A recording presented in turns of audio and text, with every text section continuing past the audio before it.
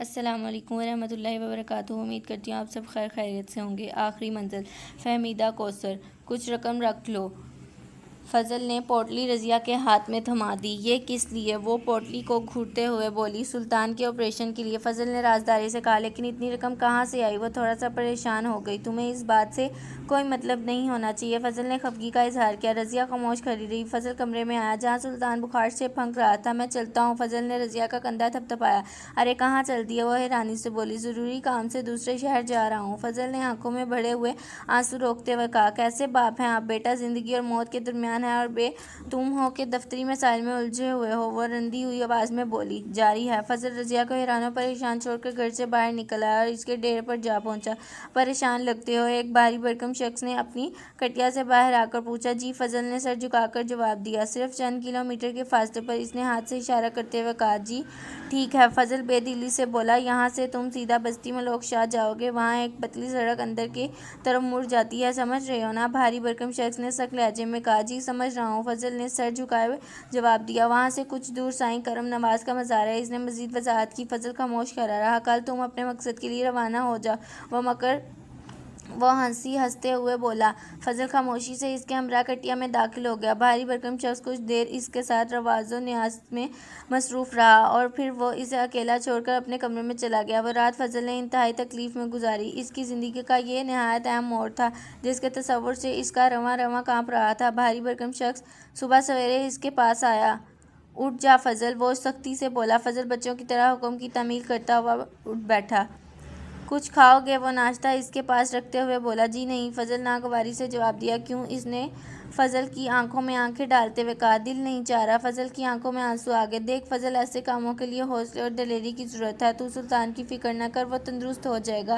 اب تو بے فکر ہو جا۔ اس نے فضل کا کندھا تھپتھپایا۔ وہ بولتا رہا اور فضل اس کی باتیں سنتا رہا۔ فضل اس کو الوداع کہہ کر سڑک پر نکل آیا۔ اس نے ہاتھ کے اشارے سے بس کو اشارہ کیا اور اس میں بیٹھ گیا۔ پونے گھنٹے کی مسافت کے بعد وہ بستی ملوک شاہ میں تھا۔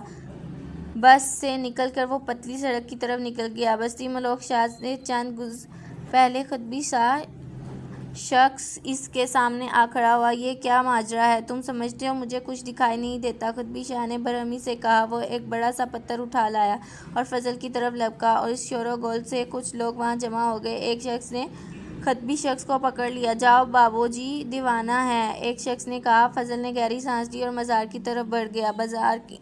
مزار کے احاطے سے باہر چند دکانیں تھیں۔ فضل ایک سگریٹ کے کھوکھے کی طرف بڑھ گیا۔ بابو جی، یہاں جو بھی آتا ہے مراد پائے بغیر نہیں جاتا، کھوکھے والے نے کہا۔ فضل خاموشی سے سگریٹ سلگاتا رہا۔ کوئی پریشانی ہے؟ کھوکھے والے نے سوال کیا۔ ہاں بیٹا بیمار ہے، وہ جلدی سے بولا۔ تو فکر نہ کر، اب سے بے مراد نہیں جائے گا، کھوکھے والے نے ڈھارس بندھائی۔ تھوڑی ہی دیر میں وہ مزار کے احاطے میں موجود تھا۔ یہاں پر لوگ خشوع خضوع کے ساتھ عبادت میں مصروف تھے۔ وہ ایک کونے میں جا بیٹھا۔ آ گئے تم؟ اس کے قریب بیٹھے ہوئے بارش شخص نے پوچھا۔ ہاں، فضل نے آہستگی سے جواب دیا۔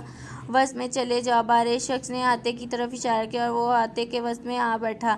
پہلی بار آئے ہو؟ فضل کے قریب بیٹھے ہوئے شخص نے پوچھا۔ فضل خاموش رہا۔ سنا ہے جو یہاں چل کر آتا ہے اس کی سنی جاتی ہے، اس شخص نے فضل کے چہرے پر چھائی پسماندگی کو دیکھتے ہوئے کہا۔ اسے سلطان یاد آ گیا۔ وہ وہاں بیٹھا کتنی دیر تک اس کے لیے دعا کرتا رہا۔ اچانک ہی فضل کی نظر بارش شخص پر جا پڑی۔ جلدی کرو، اس نے ہاتھ کے اشارے سے کہا۔ فضل کو محسوس ہوا کہ وہ چاروں اطراف میں بچھی ہوئی لاشوں میں گھر گیا ہے اور ان لاشوں کے تعفن سے اس کا دماغ پھٹنے لگا۔ نہیں، یہ ناممکن ہے، وہ چلاتا ہوا باہر آ گیا۔ بارش شخص اسے حیرت سے دیکھتا رہ گیا۔ کچھ ہی دیر میں وہ گھر فون پر بات کر رہا تھا۔ سلطان، اس آپریشن کامیاب ہو گیا، شکر کرو، اللہ نے دوسری زندگی دی ہے، اب تم گھر آ جاؤ۔ رضیہ کی آواز سنائی دی۔ اسے اپنے کانوں پر یقین نہ آیا۔ وہ تیزی سے پتلی سڑک میں سے مین روڈ پر گیا۔ وہ جلد از جلد گھر پہنچ جانا چاہتا تھا۔ اچانک سے اسے محسوس ہوا کہ اس کا سر زوردار دھماکے سے پھٹ گیا۔ وہ نیچے گر گیا۔ سر پر گولی لگی ہے، کسی شخص نے افسوس اور دکھ سے کہا۔ اسے اٹھنے کی کوشش کی مگر ناکام رہا۔ اس کی آنکھوں کے سامنے مناظر گھومنے لگے۔ پھر آخری منظر چھا گیا۔ مزار کے احاطے میں کچھ لوگ جو اس کے ارد گرد پھیل گئے، ذکر اور درود کی آوازیں اس کے کانوں کو چھو رہی تھیں۔ بھید میمونہ عباسی سال 1955 میں فلائٹ نمبر 914 نیو یارک سے رات کے 10 بجے میامی کی طرف روانہ ہوئی۔ کچھ سفر طے کیا۔ کنٹرول روم سے پائلٹ کا رابطہ رات کے 12 بجے تک قائم رہا۔ پائلٹ نے ان سب کو شب بخیر بھی کہا، لیکن اس کے بعد سلسلہ منقطع ہو گیا اور باوجود مسلسل کوشش کے دوبارہ بحال نہ ہو سکا۔ در حقیقت جہاز غائب ہو چکا تھا، ایسے جیسے کہ فضا میں تحلیل ہو گیا ہو۔ اگلی صبح طیارے فلائٹ کی گمشدگی کی وجہ جاننے نکل کھڑے ہوئے، لیکن کوئی کامیابی نہ ہو سکی۔ کچھ عرصہ تلاش جاری رہی، پھر سب خاموش ہو کر بیٹھ گئے۔ وقت گزرتا گیا۔ ٹھیک 37 سال بعد فلائٹ 914 کراکس وینیزویلا کے ایئرپورٹ پر نمودار ہوئی۔ پائلٹ اور مسافر سب سلامت تھے۔ تم آؤ گے نہیں؟ میں نے اپنے ململ کے دوپٹے کو انگلیوں میں مروڑتے ہوئے پوچھا۔ جاری ہے، لگتا تو نہیں ہے کہ آؤ گے، ہر مرتبہ ٹال دیتے ہو۔ ضرور آؤں گا، تمہارے حماد بھائی میرے بھی بھائی ہیں، ان کی شادی پر ضرور آؤں گا، میرا یقین کرو، علی نے دلاسا دیا۔ روسر ڈیر میں بھی یہاں اتنا ہی اداس ہو جتنا کہ تم وہاں، میں آ جاؤں گا۔ اس کی بات سن کر مجھے رونا آ گیا۔ میں ہچکیاں لے کر رونے لگی۔ ارے تم رو رہی ہو، تمہیں معلوم تو ہے میں کاروبار کے لیے آیا ہوں، ورنہ مجھے کوئی شوق نہیں کہ اپنوں سے دور رہنے کا۔ وہ بولا، علی تمہیں فرق نہیں پڑتا، لیکن میں اور سمی بہت اداس ہیں، ہمیں اپنے پاس بلا لو، آخر خود نہیں آ سکتے؟ تو میں روتے ہوئے بولی، ابھی نہیں، میں خود آ جاؤں گا۔ اس نے یہ کہہ کر کال کاٹ دی۔ ہیلو ہیلو میں کہتی رہی، لیکن دوسری طرف سے جواب ندار۔ یا اللہ میری مدد کر، علی مجھے اپنے پاس بلا لے، بار آنے کا وعدہ کرتا ہے لیکن آتا نہیں۔ میں نے بہتے آنسوؤں کو روکنا چاہا۔ 2 دن کے وقفے کے بعد اس دشمن جاں کی آواز دوبارہ سیل فون پر ابھری۔ ہیلو کیسی ہو؟ وہ بولا۔ آواز سے ہمیشہ کی طرح جادو تھا۔ ٹھیک ہوں، میں نے یک لفظی جواب دیا۔ ناراض ہو مجھ سے؟ وہ پوچھنے لگا۔ نہیں، اللہ کی رضا پر راضی ہوں، شاید اللہ کی مرضی یہی ہے اور میری قسمت میں صرف انتظار ہی لکھا ہے، میں نے آہ بھرتے ہوئے کہا۔ دیکھو عروسہ، میری کچھ مجبوریاں ہیں، تم سمجھنے کی کوشش تو کرو۔ وہ ایک مرتبہ پھر سمجھانے لگا۔ لیکن تم نے کہا تھا کہ تم حماد بھائی کی شادی پر ضرور آؤ گے، اس مرتبہ بھی ایسا ممکن نہیں۔ میں ایک بار پھر رو دینے کو تھی، عجب سے بے بس کی حالت تھی یہ بھی۔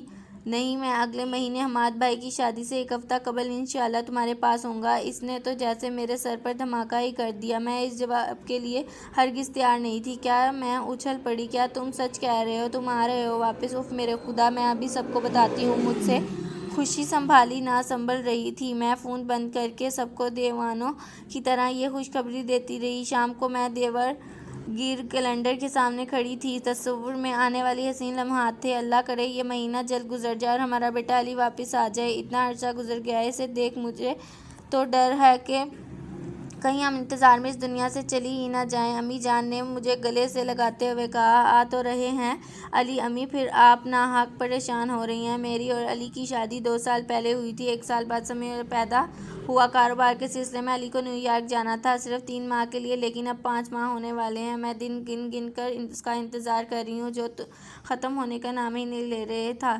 آخر میرا انتظار ختم ہوا اور وہ دن آ گیا۔ آج علی کو ہم سب لینے ایئرپورٹ روانہ ہوئے۔ کل رات روانہ ہونے سے پہلے اس نے مجھ سے بات کی تھی۔ وہ بہت خوش تھا میری طرح۔ جب ہم ایئرپورٹ پر پہنچے تو عجب و غریب خبر سننے کو ملی کہ فلائٹ 914 جس میں علی آ رہا تھا وہ راستے میں کہیں غائب ہو گئی۔ میرے پیروں تلے سے جیسے زمین نکل گئی۔ یہ کیسے ہو سکتا ہے؟ میں بے ہوش ہونے لگی۔ امی جان نے مجھے سنبھالا۔ پھر دن اور رات معمول کے مطابق گزرنے لگے۔ سورج روزہ صبح ایک نئی امید ساتھ لاتا اور شام کو دل پر اداسی کی ایک نئی چوٹ لگا کر غروب ہو جاتا۔ میں علی کا انتظار کرتے کرتے بوڑھی ہو گئی اور سمیع جوان۔ یقین جانیے پورے 37 سال بعد آج علی میرے سامنے موجود تھا۔ میری نم آنکھیں اسے حیرت اور خوشی کے ملے جلے جذبات کے ساتھ دیکھ رہی تھیں۔ تم کہاں رہ گئے تھے علی؟ اماں ابا تمہارا انتظار کرتے کرتے اس دنیا سے رخصت ہو گئے، لیکن تم نہیں آئے۔ میں شکوہ کرنا تھی۔ علی نے مسکرا کر مجھ سے خود سے گلے لگایا۔ اب آ گیا ہوں، ہمیشہ تمہارے ساتھ رہوں گا۔ چلو اب چل کر آرام کر لو۔ کب سے جاگ رہی ہو زہرا؟ امی کب سے سو رہی ہیں، جاؤ اٹھا انہیں۔ سمیع تیسری بار ماں کے کمرے میں جھانک کر آیا تھا اور اب پریشان ہو کر بیوی سے انہیں اٹھانے کو کہہ رہا تھا۔ ہاں آپ ٹھیک کہہ رہے ہیں، اب تو عشاء کا وقت ہونے والا ہے، میں اٹھاتی ہوں۔ یہ کہہ کر زہرا ان کے کمرے میں جانپ چل رہی تھی، پھر گھر اس کے چیخوں سے گونج اٹھا۔ امی کو دنیا سے گئے آج 10واں روز ہے۔ میں روز اس کی قبر پر جاتا ہوں اور سورہ یاسین کی تلاوت کرتا ہوں۔ میں جانتا ہوں کہ ماں کی جدائی کا غم وقت کے ساتھ ساتھ کم ہو جائے گا، مگر میں اس لمحے کو کیسے فراموش کروں جب زہرا کے چیخنے پر میں امی کے کمرے میں جانب بھاگا تھا۔ تب میں نے اپنی آنکھوں سے امی کو حشاش پشاش کمرے سے نکلتے دیکھا